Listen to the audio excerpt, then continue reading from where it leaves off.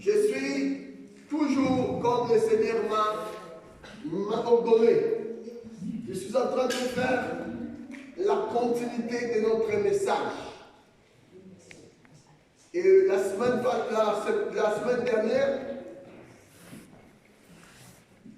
nous avons vu et nous avons parlé sur les 6e sceaux.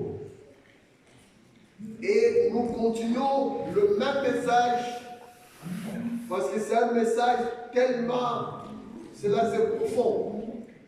Et nous avons notre grand thème que nous sommes en train d'évoluer. Le grand thème c'est la grandeur détresse. Que nous avons l'habitude souvent de dire la grandeur tribulation. Alors, la semaine passée, nous avons pris pour texte Apocalypse, chapitre 6, les versets 12 à 17. Je pense que je veux bien reprendre encore la lecture pour nous permettre à bien évoluer dans notre message.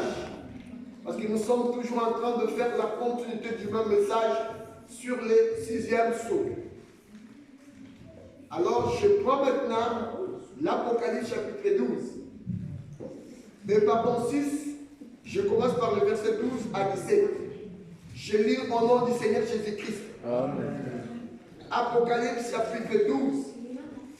Apocalypse chapitre 6, pardon, le verset 12 à 17. Lèvons-nous pour honorer la lecture de la parole de Dieu que nous voulons faire. Parce que nous avons dit que c'est quelque chose qui va devenir l'habitude de notre Église. Ce n'est pas une loi. Mais tout simplement, nous voulons le faire pour quand même honorer notre Dieu. Donc pour nous, donc quand nous nous élevons, d'accord, quand on fait la lecture, surtout pour débuter notre réunion, c'est vraiment un moyen que nous voulons honorer aussi notre Dieu. Pour dire que nous sommes conscients de ta présence au milieu de nous. Parce qu'il y a beaucoup de gens qui ont perdu conscience de la présence de Dieu. Mais la Bible nous dit dans le livre d'Hébreux chapitre 11 là-bas, la Bible dit qu'il faut que ceux qui s'approchent de Dieu croient que Dieu existe. Et nous voulions dire à notre Dieu, nous croyons à ton existence devant nous. Et nous croyons que ce matin tu es avec nous. La Bible dit encore, si deux d'entre vous s'accordent sur la terre pour demander une chose quelconque, la Bible dit qu'elle leur sera accordée par mon Père qui est dans le ciel. Et là, 2 ou 3 sont assemblés en mon nom, je suis au milieu d'eux. Nous croyons que Jésus est au milieu de nous. Nous croyons que Jésus est au milieu de nous. Voilà pourquoi nous voulons l'honorer. Je lis au nom du Seigneur Jésus-Christ. Apocalypse chapitre 6, je commence par le verset 12. Je regardais quand il ouvrit le 6e sceau, il y eut un grand tremblement de terre. Le soleil devint noir comme un sac de crin. La lune entière devint comme du sang. Et les étoiles du ciel tombèrent sur la terre, comme lorsqu'un figuier, secoué par un vent violent, jette ses figues vertes. Le ciel se retira comme un livre qu'on roule, et toutes les montagnes et les îles firent remuer de leur place. Les rois de la terre, les grands, les chefs militaires, les riches, les puissants, tous les esclaves et les hommes libres se cachèrent dans les cavernes et dans les rochers des montagnes. Et ils disaient aux montagnes et aux rochers, tombe sur nous et cache-nous devant la face de celui qui est assis sur le trône et devant la colère de l'agneau. Parole du Seigneur. Amen. Asseyez-vous peut-être. Que le Seigneur Jésus-Christ vous bénisse. Amen. Bien. Je pense que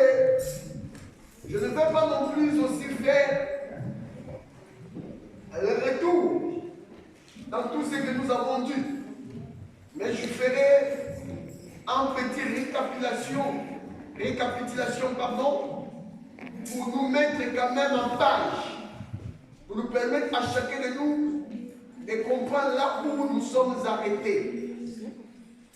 Et la semaine passée, je pense que nous avons arrivé là où la Bible dit, le verset 14, le ciel se retira comme un livre qu'on roule, et toutes les montagnes et les îles firent remuer de leur place. Et quand j'y arrivé ici, je dis que le ciel se retira comme un livre qu'on roule. Cela veut dire tout simplement, c'était le temps où la grâce fut ôtée. Donc c'était la fin de la grâce ou de la dispensation de la grâce. Et nous avons déjà enseigné que la fin de la dispensation de la grâce ou le temps de la grâce va être marqué par un événement. Et l'événement que nous appelons l'enlèvement de l'Église.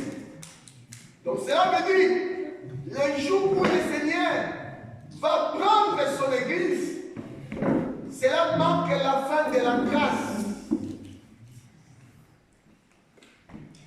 Et c'est par là que nous commençons le début de la grande détresse.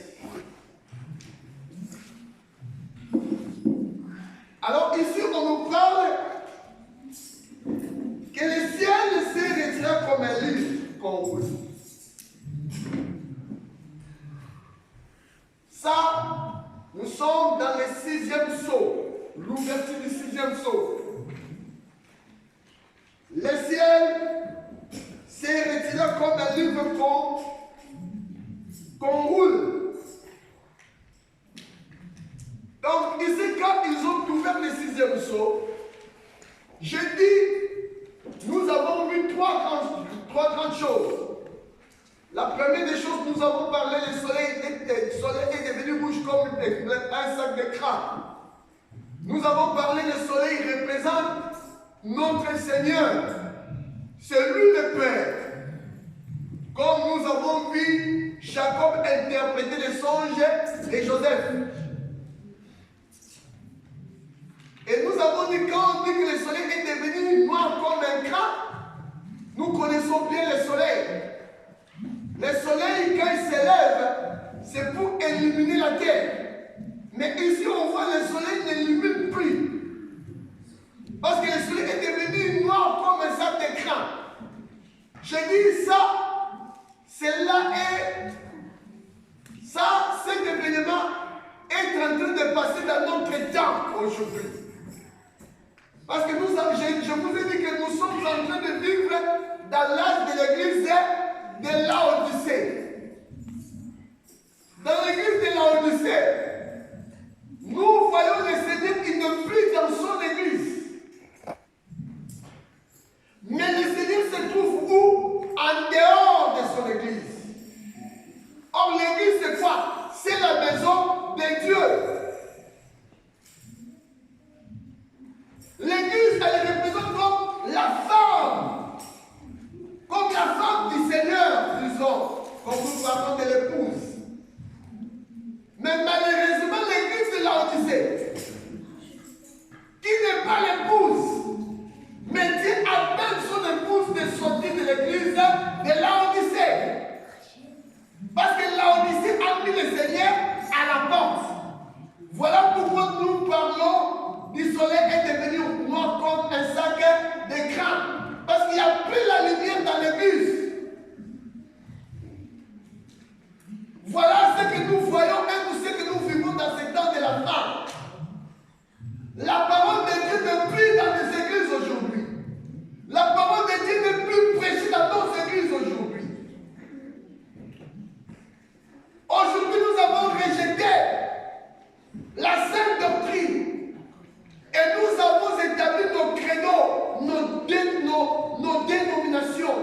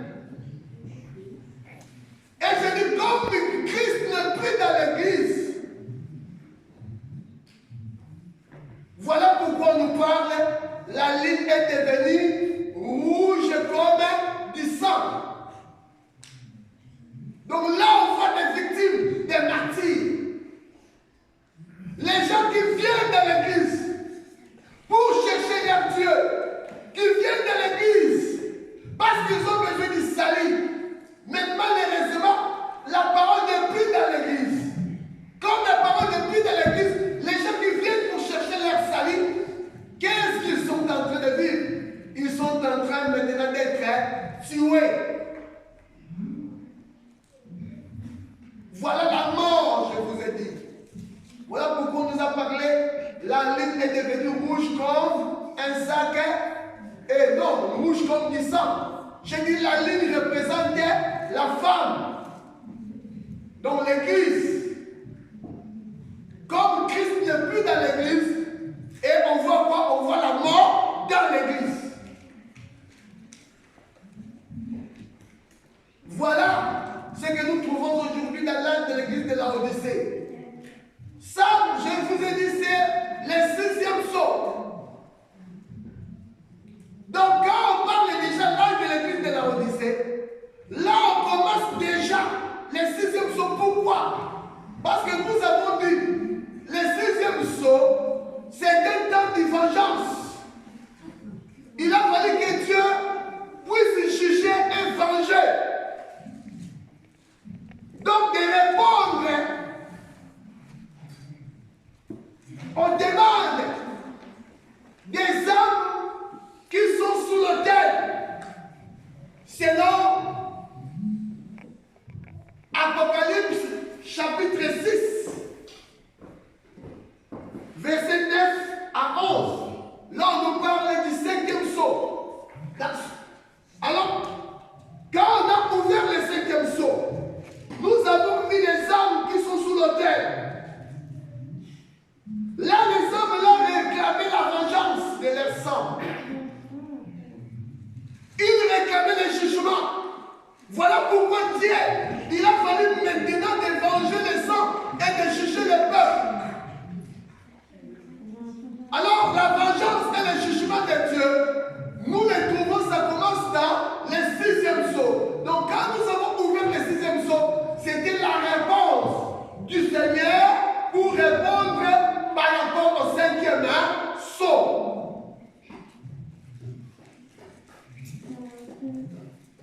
Parce que dans l'ouverture du 5e sceau, nous avons dit quand il ouvrit le 5e sceau, j'ai vu sous l'autel les hommes de ceux qui avaient été immolés à cause de la parole de Dieu et à cause du témoignage qu'ils avaient rendu. Ils crièrent d'une voix forte en disant, jusqu'à quand maître saint et véritable, tarde-t-il à juger et à tirer vengeance de notre sang sur les habitants de la terre?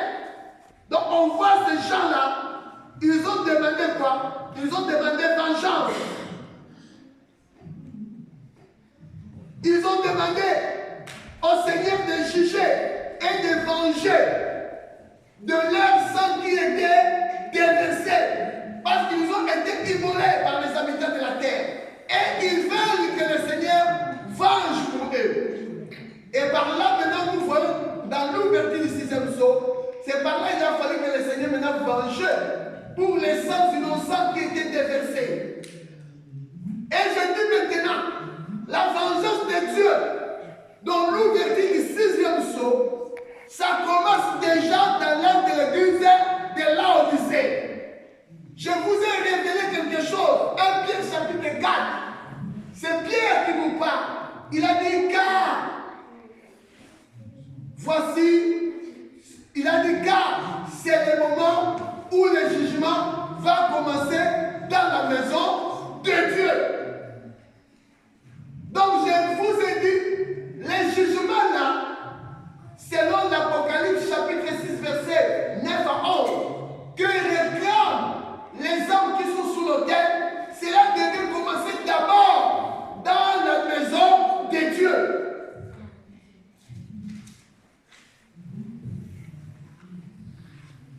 Or, l'âge de l'église de la Odyssée, cela représente la maison de Dieu. Et comme c'est l'église qui marque la femme, et Dieu, il a fallu quoi? Il a fallu commencer son jugement dans l'église. Voilà pourquoi je vous ai dit, tout ce que nous voyons aujourd'hui, qui se fait dans les églises, ce ne sont que les jugements de Dieu. Mais vous, quelqu'un il va poser la question, mais les jugements comment? Parce qu'on ne voit pas Dieu frapper. Mais laissez-moi vous dire, la façon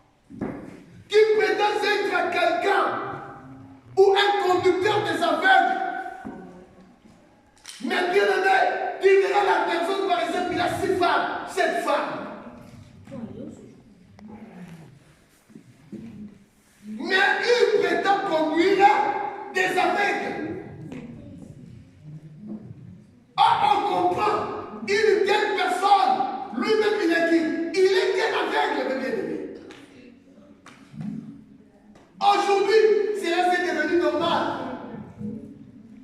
Aujourd'hui, dans des églises, des hommes de Dieu pouvaient avoir aussi des deuxièmes bureaux, des troisièmes bureaux. Cela c'est normal. Des frères et sœurs, ils pouvaient aussi avoir des copains, des copines. Cela est devenu normal dans les églises. Aujourd'hui, nous avons des hommes qui sont des homosexuels dans les églises. Cela est devenu normal. Et quand tu veux parler ou exhorter une telle personne, les gens ils te disent, ne jugez point. Laisse-lui ne juger point.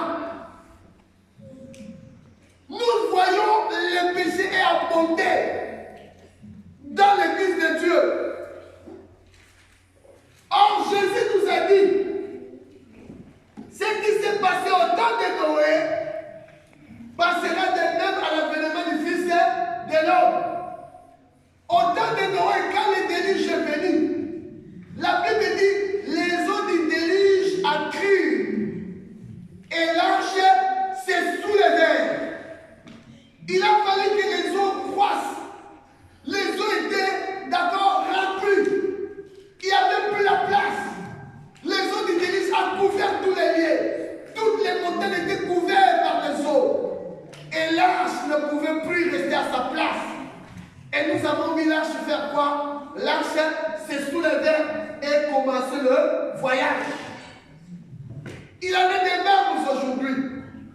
Nous avons l'arche de Dieu qui est parmi nous. Et l'arche dont nous parlons, c'est l'épouse du Seigneur. Il représente l'arche de Noé. Mais pour que l'épouse, d'accord, s'élève ou soit élevée, il a fallu que le péché croisse, comme nous le voyons aujourd'hui. Le péché a crié, non dans le monde, mais je parle dans l'église. Donc ça on voit, c'est l'appel à l'épouse de faire quoi? D'être enlevée. Donc le départ de l'épouse. Parce qu'il n'y a plus la place pour l'église de Dieu aujourd'hui. Bien aimé, laisse-moi te dire, si quelqu'un a l'esprit de Dieu dans notre temps, des choses qui se font dans nos églises aujourd'hui, tu ne pourras pas les supporter. Mais si tu supportes encore ces choses, tu vois encore ces choses normales, laisse-moi te dire, parce que l'esprit de Dieu est absent. Celui qui a l'esprit de Dieu, il ne sera pas tranquille. Il va se sentir, bien aimé, c'est comme si il y a un feu qui allume son cœur. Mais aujourd'hui, tout ce que nous voyons aujourd'hui, ça nous dit absolument rien. Nous disons nous sommes des chrétiens.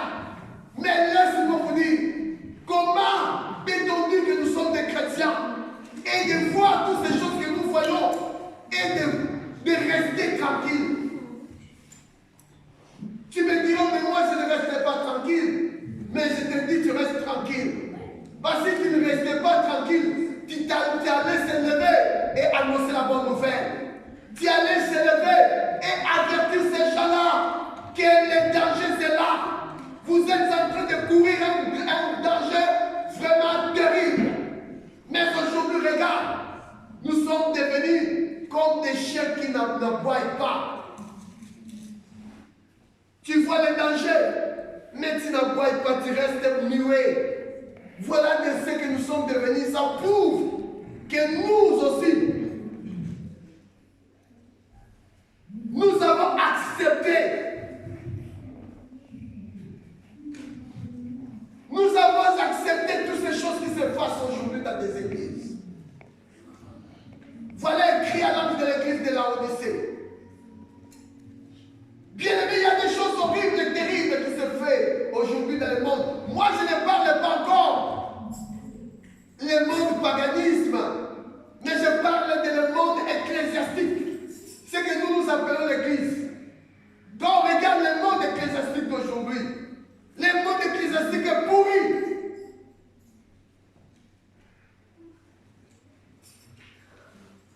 Les gens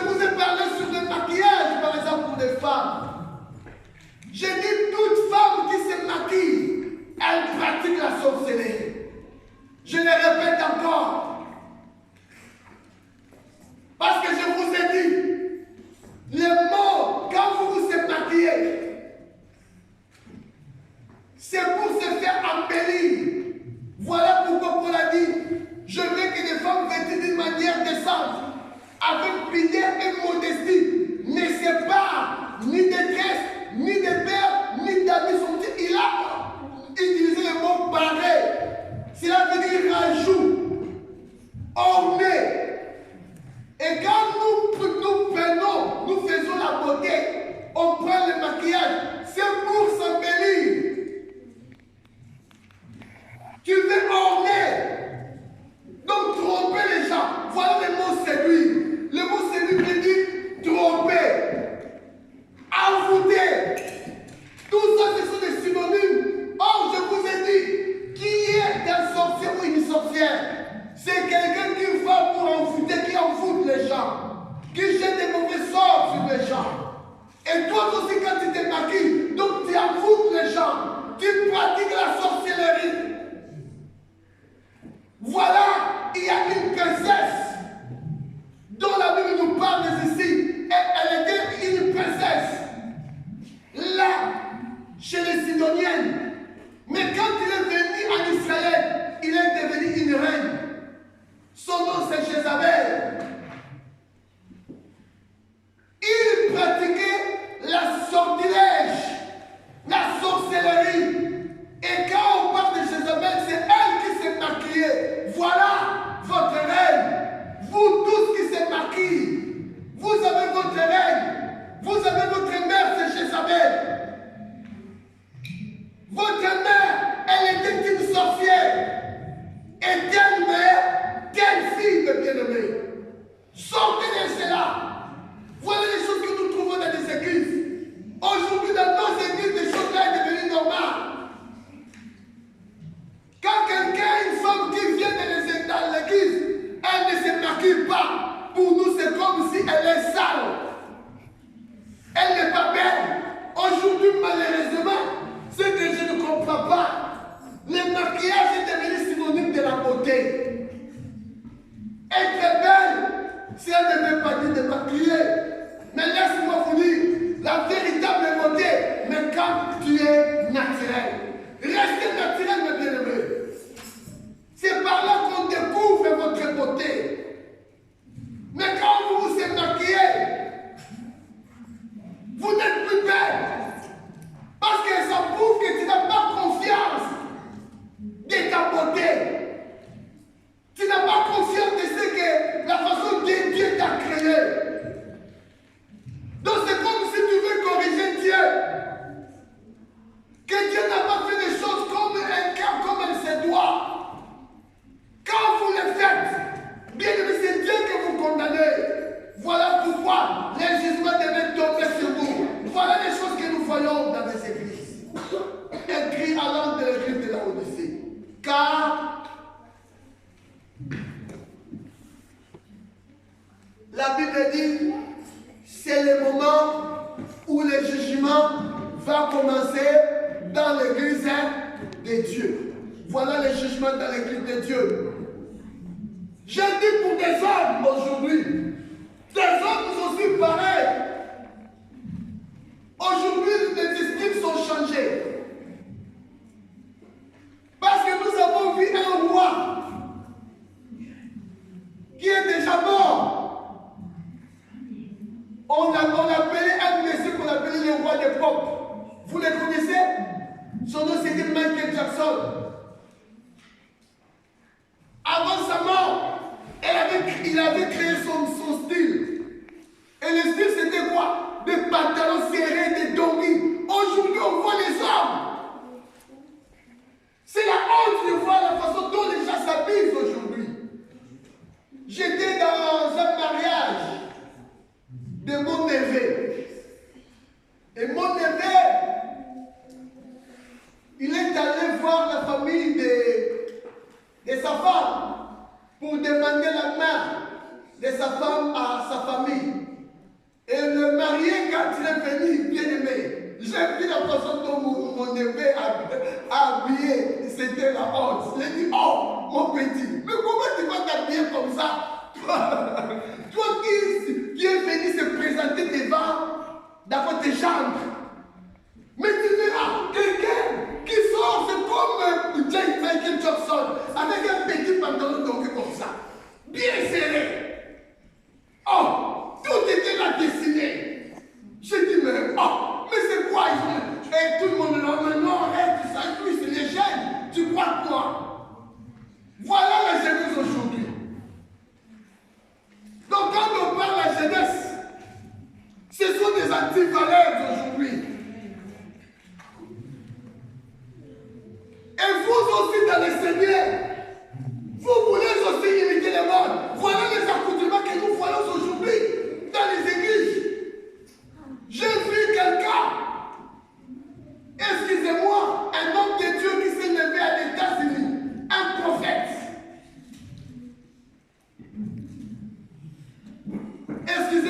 citer son nom. Je l'ai vu dans l'Éternel dans le pays Manassé. Un Américain noir comme ça. Habillé avec... Donc, c'est tout à fait magnifique. Quand tu regardes la façon dont il est. Tu regardes Michael Jackson, il n'y a pas la différence. Tu vois vraiment c'est quelqu'un qui imite Michael Jackson. Donc un imitateur. C'est que nous, on appelait autrefois des suivistes. Donc il a copié Michael Jackson sur tous les plans. Et il a des cheveux tressés. Mais quand tu regardes la façon dont il prêchait, les gens tombaient partout. Il donnait des prophéties, les gens, ils étaient là en train d'acclamer. Oh, mes bien-aimés, vous ne voyez pas, vous êtes des aveugles. Est-ce que vous avez vraiment besoin qu'on vous dise que c'est un faux serviteur de Dieu?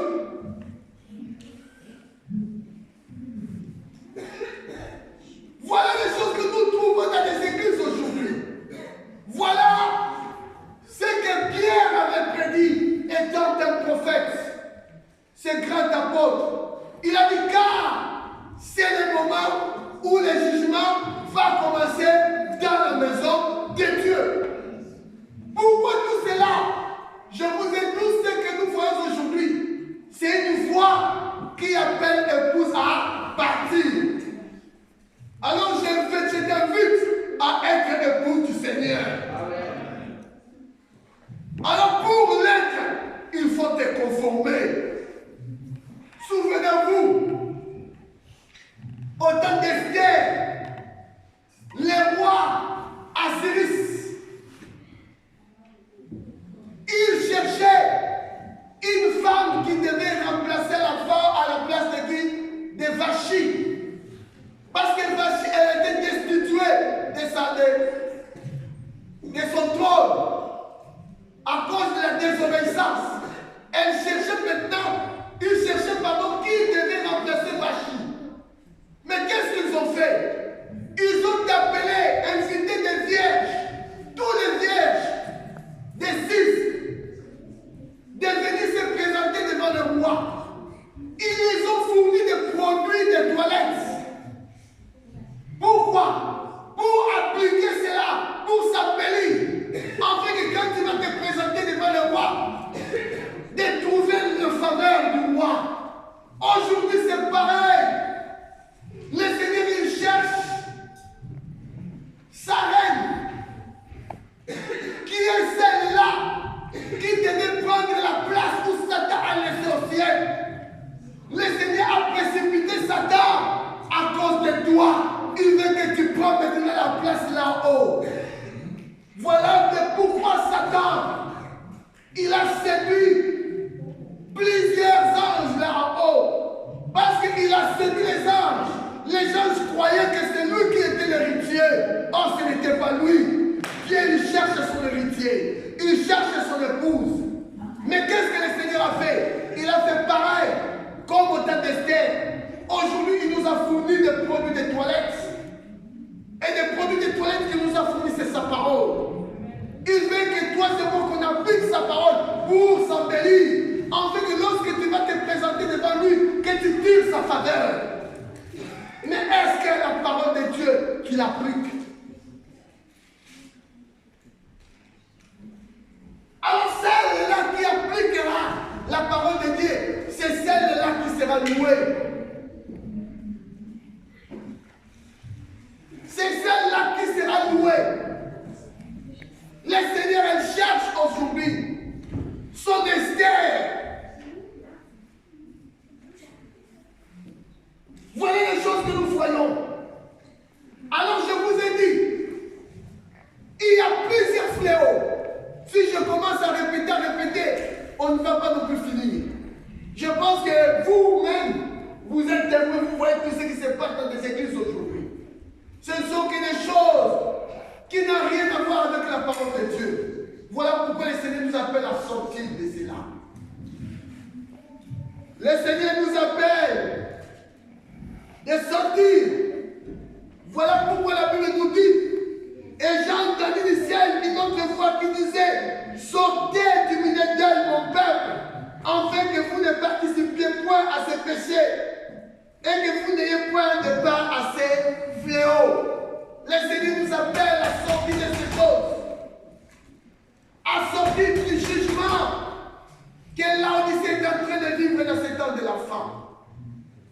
Alors je vous ai dit, tout ça, c'est le temps que le Seigneur est en train de juger l'Église.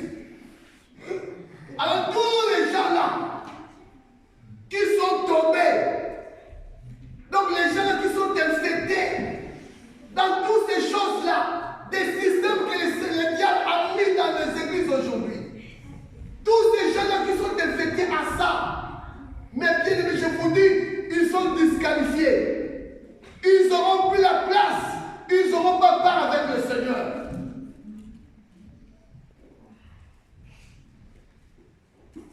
Ils n'auront pas part avec le Seigneur. Voilà ce que j'ai dit. Et je vous ai dit maintenant, qu'est-ce qui s'est passé après? Il a fallu que le ciel fasse quoi? Se retire comme un rouleau. J'ai dit, le ciel s'est retiré. C'est ça la fin de la grâce. C'est l'enlèvement de l'Église. C'est par là maintenant aujourd'hui. Je vais parler maintenant sur le jugement des nations. Donc, quand le ciel va se retirer, donc c'est le départ de l'Église. C'est par là que nous allons commencer ce que nous appelons des catastrophes naturelles. Pourquoi? Parce que maintenant Dieu va commencer quoi? Il va commencer son jugement aux nations. Parce que pour l'Église c'est fini. Il a déjà jugé son Église. Et il a pris son épouse.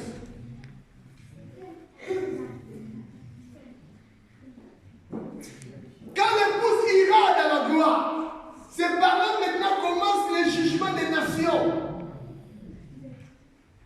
Donc après l'enlèvement de l'Église, on commence maintenant ce que nous appelons quoi? Nous appelons la grande tribulation ou la grande détresse. Alors toute personne qui va rester, c'est quelqu'un qui a échoué. C'est un perdant ou un perdu. Donc tu es quelqu'un qui est perdu à jamais.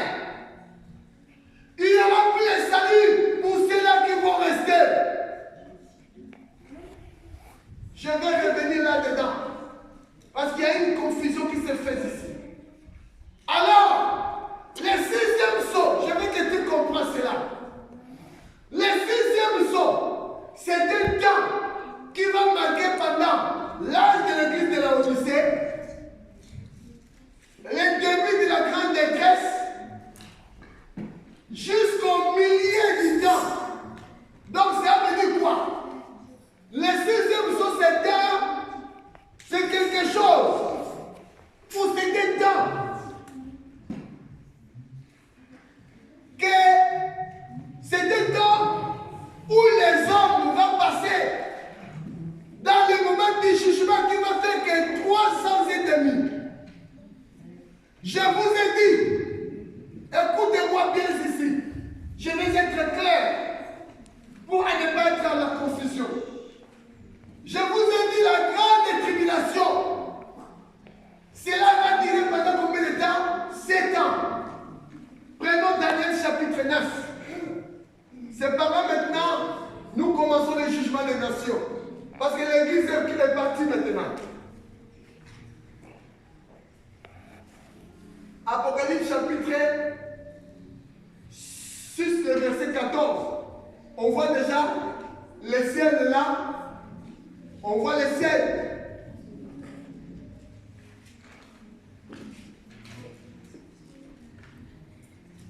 Le ciel se retira comme un livre qu'on roule.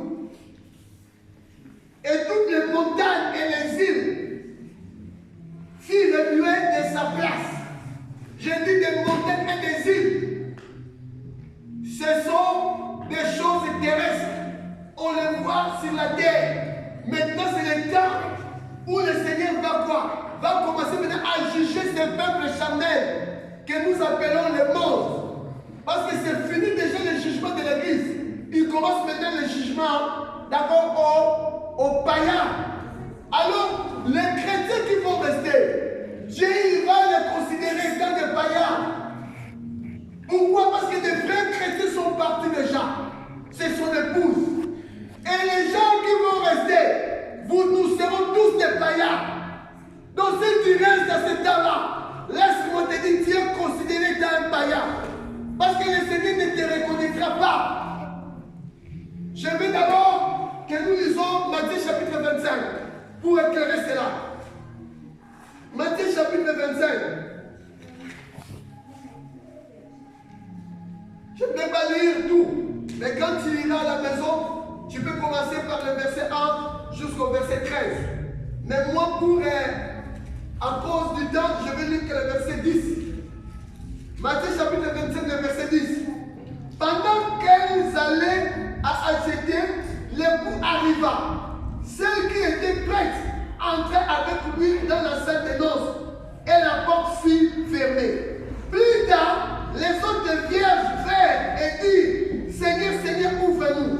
Mais il répondit, je vous le dis en vérité, je ne vous connais pas. Ici, on parlait, d'accord, le parabole d'une vierge. Voilà le monde ecclésiastique. Mais je vous dis, dans le monde ecclésiastique, nous avons des vierges et nous avons des sages et nous avons des folles. Donc, c'est des vierges que nous appelons des sages. C'est elle l'épouse du Seigneur. Mais des folles, ce sont des éprouvés. Les gens qui vont manquer l'enlèvement. Et c'est eux qui ont venu après. Quand le Seigneur a pris l'épouse, ils ont venu après pour dire, Seigneur, Seigneur, ouvre-nous. Le Seigneur a dit, je vous dis la vérité, je ne vous connais pas. Donc ça veut dire que le Seigneur ne reconnaîtra plus ceux-là qui vont rester. Donc le Seigneur va vous considérer, il va les considérer étant des païens. C'est par là maintenant, il va commencer quoi? Il va commencer le jugement pour tout le monde, sans exception. Je dis d'abord ça. Voilà pourquoi je t'appelle, ma sœur, mon frère, de ne pas manquer l'enlèvement de l'Église. Cherchez à être parmi, ou cherchez à être parmi, d'accord, des vierges sages. Or, la différence entre des vierges sages et des vierges folles, c'était quoi? C'était l'huile, la présence du Saint-Esprit. Je vous ai dit, le Saint-Esprit, c'est la vie de la parole. Tu fais avoir la connaissance de la parole. Mais la connaissance celle de la parole de Dieu, bien aimé, cela ne t'aidera pas. Avoir la connaissance de la parole, ce n'est pas ça qui va te faire en sorte que tu mets en pratique la parole de Dieu. Non. Voilà pourquoi on voit beaucoup de gens remplis de versets bibliques. Mais quand tu regardes sa vie, tu pouvais pleurer.